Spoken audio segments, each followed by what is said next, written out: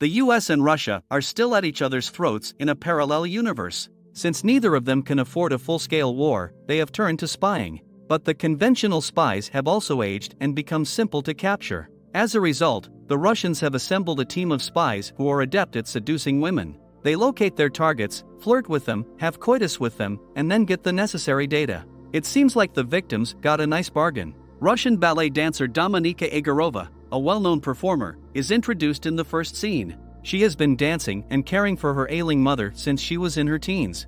One day, Dominika leaves her mother in the care of a carer and leaves for work. Her uncle Ivan, who serves as the deputy director of Russia's SVR Foreign Intelligence Service, is among the visitors she hosts. Dmitry Ustinov, a mobster, approaches Dominika during the meet and greet to take her picture and then takes advantage of the chance to touch her improperly. The show starts shortly after, and Dominika wows the crowd with her stunning dancing. Unfortunately, her dance partner soon leaps and lands on her leg, severely breaking it. Dominika is consequently hurried to the hospital for an urgent operation. Then, a CIA agent working in Moscow named Nate Nash is introduced. One day, as he prepares to meet one of his assets in Gorky Park, the police appear out of nowhere. Nate quickly falls to his feet and starts shooting at the ground to divert attention. The Russian mole, codenamed Marble, escapes undetected as a result, which guarantees his safety. Nevertheless, amid the mayhem, Nate is arrested by the authorities. The American embassy is then accompanied to ensure his safety, where he meets his superiors.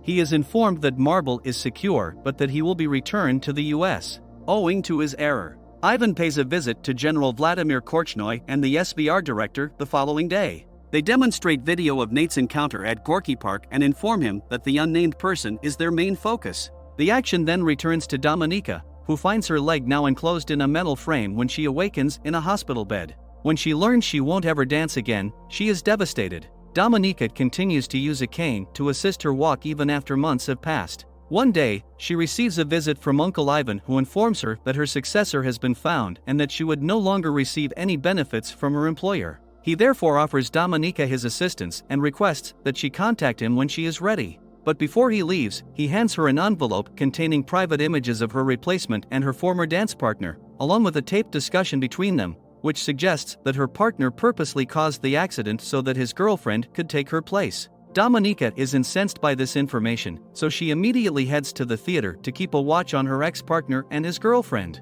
She follows them to the steam room after seeing them practice, where they begin having sexual relations. Dominika assaults them with her cane in a fit of passion as she exacts her retribution. She uses a phone booth on the way back to report the incident as an accident.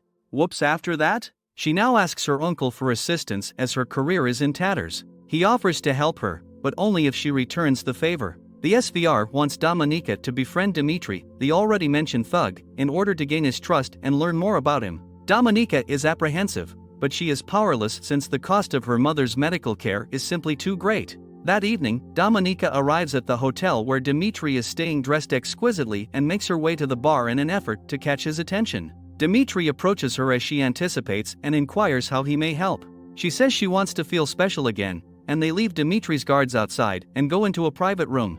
After some time, he asks her to take off her clothes and then starts working like a crazy. But just then, a man with a black helmet walks into the room and kills Dmitry. Dominika's bloodied body is subsequently covered by the intruder's coat as he rescues her through the rear door. The individual is revealed to be Konstantin, an SVR agent who was sent by Ivan. Soon after, Ivan visits Dominika and gives her the option of joining the SVR or being executed for having seen Dmitry killed. She makes the expected decision to work for them. Dominika then enrolls in the strict and demanding State School 4, which focuses on training sparrows. Agents of the SVR are adept at seducing their targets using sex. Sorry again. That was amazing. She is welcomed by Matron, the head mistress of Sparrow, who provides her a new identity and directs her inside when she arrives. The very next day, Matron addresses the class about the state of anarchy in the globe today, emphasizing that Russia is the only nation willing to make sacrifices to bring it under control.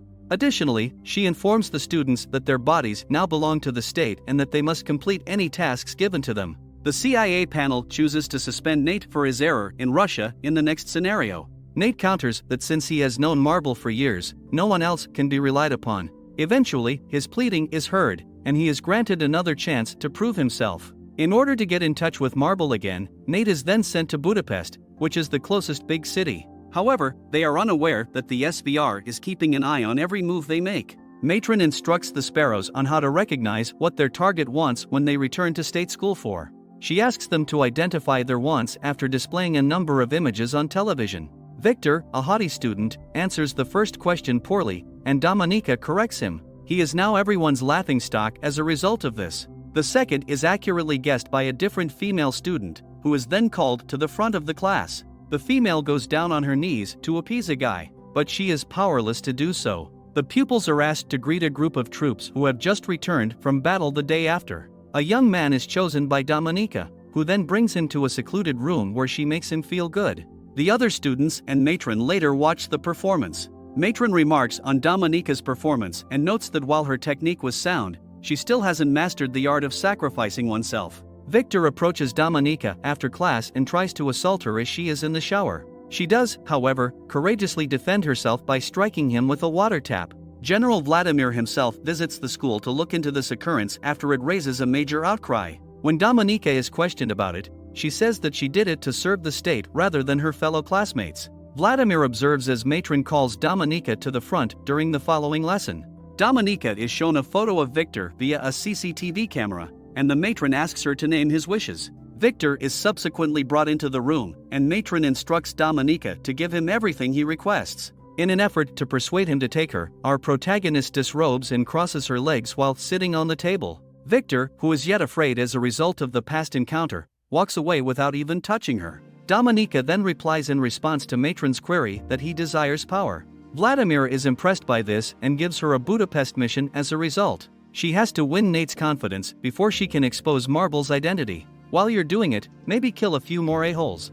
In Budapest, under the guidance of SVR station head Maxim Balantov, Dominika accepts the mission and moves there to stay with Marta, another Sparrow. She starts to follow Nate after that and goes to the same pool as him. She purposefully runs into him and strikes up a brief conversation, claiming to be an embassy translator. Dominika goes to the pool the following day but doesn't see Nate there. Additionally, she discovers that her ID is missing. Nate has apparently already deduced that she is a Russian spy looking to find out who Marble is. She may be valuable, and he informs his superiors of this. When they learn this, his superiors give him the go-ahead to approach Dominika in order to learn more. Later, Dominika goes to the embassy and finds Marta conversing with Stephanie Boucher, an American senator. Nate approaches Dominika shortly after and admits to stealing her ID at the pool. She confesses her genuine objectives when she realizes that he is aware of her goal. Following a brief discussion, the two decide to have dinner together the following day. Dominika then goes back to her apartment and searches Martha's room, where she finds out that Martha has been tasked with purchasing sensitive information from Stephanie. After work the following day, she follows the station chief, Maxim, to a pub and begs him to buy her more time by sending a positive report to Moscow. Dominika pushes him till he hits her in order to make him do it. Now that his behavior has been captured on camera, she threatens to turn him in to the authorities unless he sends a better report. Nate was waiting for her at the restaurant in the meantime, but when she didn't arrive for a while, he assumed she had abandoned him and left.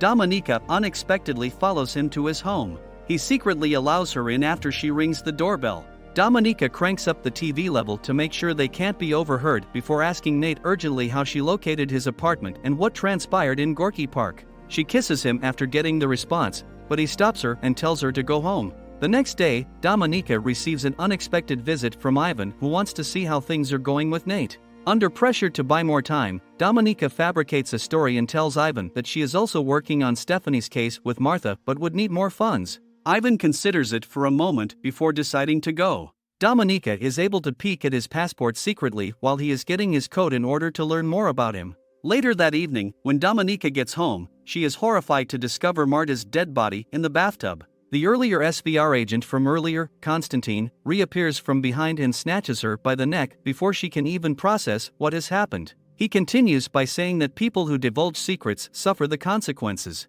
Nate tells his bosses that Dominika is a Sparrow in Marble's latest message, which has been received in the interim. Nate thinks she's still recruitable even though his superiors consider her a threat.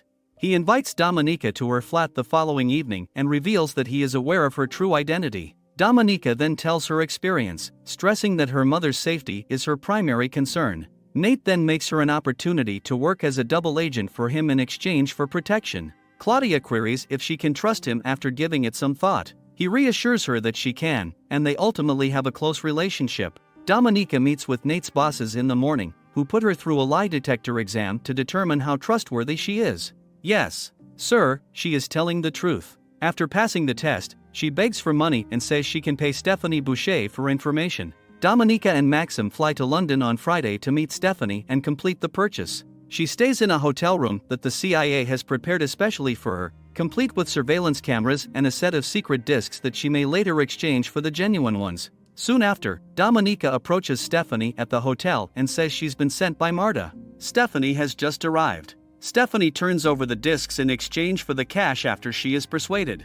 Dominika poses as an authenticator of the CDs while actually replacing them with counterfeit copies. Stephanie discovers that she is being watched by American intelligence officers after the deal. She puts the cash in the garbage and rushes to cross the street in a panic. But sadly, all that happens is that she is immediately killed after being struck by a truck. I suppose she ought to have turned around. Agents from Russia who are on the scene believe their mission has been compromised. The two are told to return to Moscow because they believe Dominika and Maxim were the ones who informed the Americans. Ivan intercepts them, seizes the discs, and detains Dominika and Nate. They are subjected to days of agonizing torture despite their cries of innocence, and Maxim is even put to death. Dominika continues to vehemently deny any connection to the Americans. Nevertheless, Ivan eventually starts to believe her and gives her permission to return to Budapest to complete her original task of discovering Marble's identity. Dominika spends a lovely evening with Nate at his home when they return with him. She awakens in the middle of the night to find Constantine torturing Nate in an effort to learn Marble's identity. At first, Dominika pretends to be working with Constantine and even helps him hurt Nate, but while he is preoccupied, she assaults him, allowing Nate to escape from his bonds. Then they compete as a team. Despite suffering severe injuries in the process, Constantine and the other person were able to bring him down. The next scene shows Dominika awakening at the hospital, where she is pleasantly surprised by General Vladimir. He shockingly exposes himself to be the Marble Mole. Vladimir, a former patriotic official, admits that his wife's refusal to receive medical care from an American doctor led him to lose faith in Russia's pervasive corruption.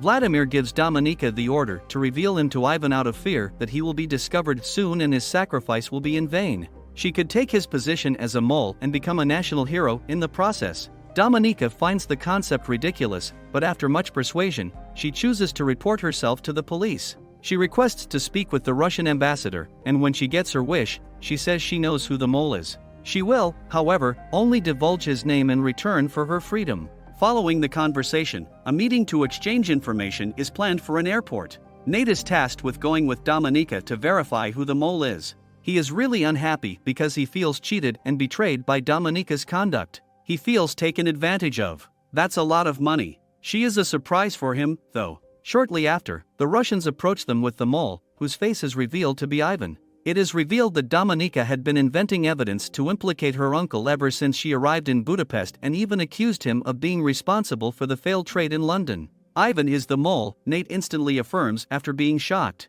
Ivan is then shot by a Russian sniper immediately after the exchange. Dominika is then whisked away in a helicopter after the exchange is finished. In the last scene, General Vladimir is present as she receives recognition during a military event in Russia. Dominika is now enjoying the life she always wanted with her mother, one that is good and free. Make sure to subscribe and turn on notifications so you can watch more videos like this. Thanks for watching.